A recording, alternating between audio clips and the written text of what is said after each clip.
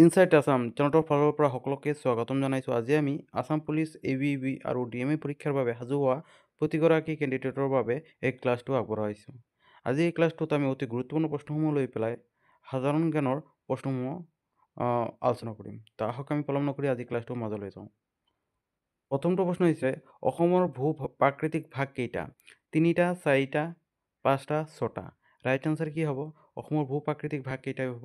3টা, 4টা, 5টা না 6টা? ৰাইট আনচাৰ কি হ'ব? এইখিনি আপোনালোকে কি কৰিব তলত কমেণ্ট ছেকশ্যনত জনাব পাৰে আৰু শেষত গৈ আপোনালোকে কিমানটা শুদ্ধ কৰিছে এইখিনি আপোনালোকে জনাবলৈ ট্ৰাই কৰিব। ইয়াৰ শুদ্ধ উত্তৰটো হ'ব 4টা। নেক্সট কুৱেশ্যন ইজ অসমৰ অৰণ্যক প্ৰধানকৈ কেইটা ভাগত ভাগ কৰা হৈছে? 4টা, 5টা, 6টা, 7টা। তো অসমৰ অৰণ্যক কেইটা ভাগত ভাগ কৰা হৈছে? প্ৰধানকৈ 5টা ভাগত ভাগ কৰা হৈছে। নেক্সট কুৱেশ্যন ইজ মাটিকালিৰ ভিত্তিত অসমৰ সৰ্ববৃহৎ জিলাখনৰ নাম কি?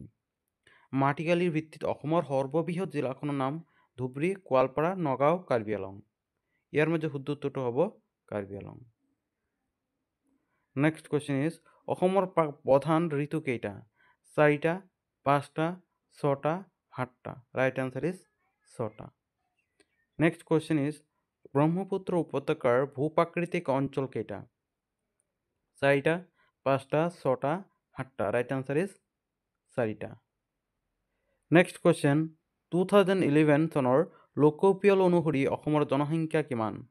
31 নিযুত, 32 নিযুত, 31 নিযুত, 61 নিযুত, 31.61 নিযুত, 30.71 নিযুত। ৰাইট আনচাৰ ইয়াৰ মাজত শুদ্ধ উত্তৰটো হ'ব 31.20 নিযুত।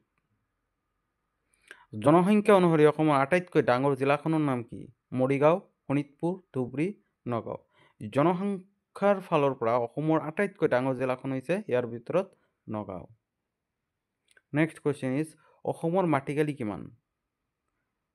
৭৮,৪৩৮ বৰ্গ কিলোমিটাৰ কি হ'ব? Right answer. অসমৰ মাটিকালি হৈছে ৭৮,৪৩৮ বৰ্গ কিলোমিটাৰ। নেক্সট কুৱেশ্যন মাটিকালিৰ ভিত্তিত অসমৰ আটাইতকৈ সৰু জিলাখনৰ নাম কি? গোলাঘাট, হাইলাকান্দি, শিৱসাগৰ, কামৰূপ মহানগৰ। ৰাইট আনচাৰ ইজ কামৰূপ মহানগৰ।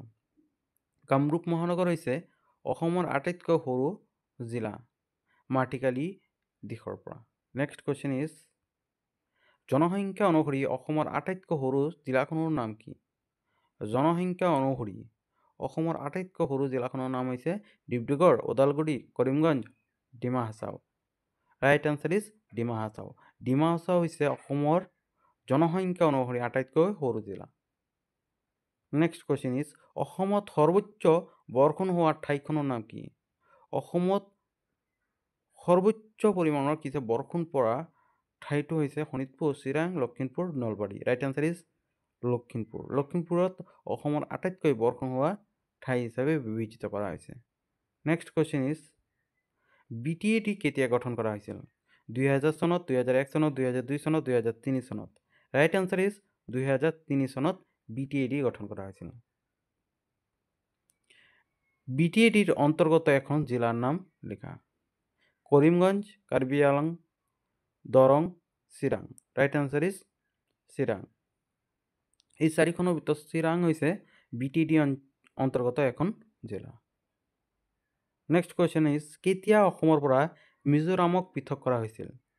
1963 চনত, 1965 চনত, 1970 চনত, 1971 চনত। ৰাইট আনচাৰ ইজ 1971 চনত কি হৈছিল? অসমৰ পৰা মিজোৰামক পৃথক কৰা হৈছিল। অসমৰ ৰাষ্ট্ৰীয় উদ্যান কেইখন? 4খন, 8খন, 6খন, 7খন। ৰাইট আনচাৰ ইজ 8খন। যোৱা সময়লৈকে 7খন আছিলে, বৰ্তমান 8খন হ'ল অসমৰ ৰাষ্ট্ৰীয় উদ্যান। নেক্সট কুৱেশ্যন ইজ অসমৰ অভয়াৰণ্য কেইখন? 16খন, 17খন, 18খন, 19খন। ৰাইট আনচাৰ ইজ 18খন। নেক্সট কুৱেশ্যন অসমৰ সৰ্বনিম্ন বৰষুণ হোৱা ঠাইখনৰ নাম কি? সৰ্বোচ্চ বৰষুণ হোৱা অসমৰ ঠাইখন হৈছে লখিমপুৰ আৰু অসমৰ সৰ্বনিম্ন বৰষুণ হোৱা ঠাইখন হৈছে Cachar, Lakhimpur, Lumding, Majuli. Right answer is Lumding. Next গুৱাহাটীত কিমান চেণ্টিমিটাৰ পৰ্যন্ত বৰষুণ হয়? 166, 167, 176, 178। ইয়াৰ মাজত শুদ্ধ উত্তৰটো হ'ব 166। 20 শতিকাৰ আৰম্ভণিতে 1901 চনত অসমত জনসংখ্যাৰ ঘনত্ব আছিল প্ৰতি বৰ্গ কিলোমিটাৰত 1.5 জন। কিমান জন আছিল? 20 শতিকাৰ আৰম্ভণিত 1901 চনৰ তথ্য মতে অসমত প্ৰতি বৰ্গ কিলোমিটাৰৰ জনসংখ্যা আছিল ঘনত্ব আছিল 42 জনকৈ।